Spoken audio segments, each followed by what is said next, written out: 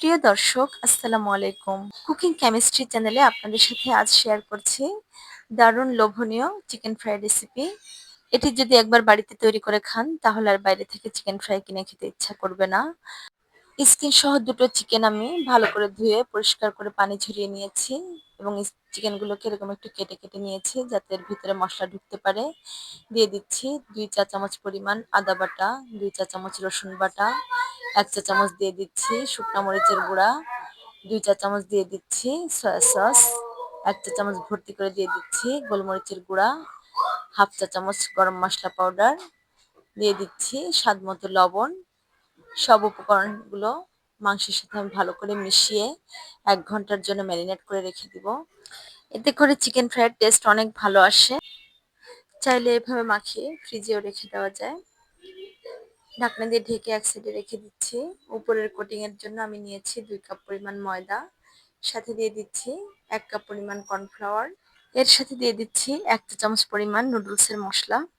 তবে যদি আপনাদের হাতের কাছে এটি না থাকে স্কিপ করতে পারেন, দিলে টেস্ট অনেক ভালো আসে। দিয়ে দিচ্ছি 1/4 চা চামচ বেকিং সোডা, স্বাদ মতো লবণ দিয়ে দিচ্ছি, 1 চা চামচ দিয়ে দিচ্ছি শুকনা মরিচের গুঁড়া। সব উপকরণগুলোকে ভালো করে মিশিয়ে নিচ্ছি। এখন যে চিকেনটা ম্যারিনেট করে রেখেছি আবার একটু মাখিয়ে নিচ্ছি। চিকেনটাকে এভাবে ময়দার মধ্যে কোটিং করে নিচ্ছি। হালকা হাতে প্রেস করতে হবে, জোরে চাপ দেওয়া যাবে না। আমি যেভাবে করছি এরকম করে হালকা হাতে করে এটিকে একটি ঠান্ডা পানিতে ডুবিয়ে দিচ্ছি। আরেক পিস নিয়েছি, সেটিও এভাবে এই মিশ্রণে গড়িয়ে নিচ্ছি। হালকা হাতে প্রেস করব। প্রথমে যেটিকে ভিজিয়ে রেখেছিলাম সেটিকে তুলে আবারও কোটিং করে নিচ্ছি। ভিডিওতে যেমন দেখা যাচ্ছে আমি হালকা হাতে প্রেস করে করে এভাবে কোটিং করে নিয়েছি। যদি আপনারা উপরের কোটিংটা আর একটু মোটা চান সেক্ষেত্রে আবারও পানিতে ডুবিয়ে পুনরায় কোটিং করে নিতে পারেন।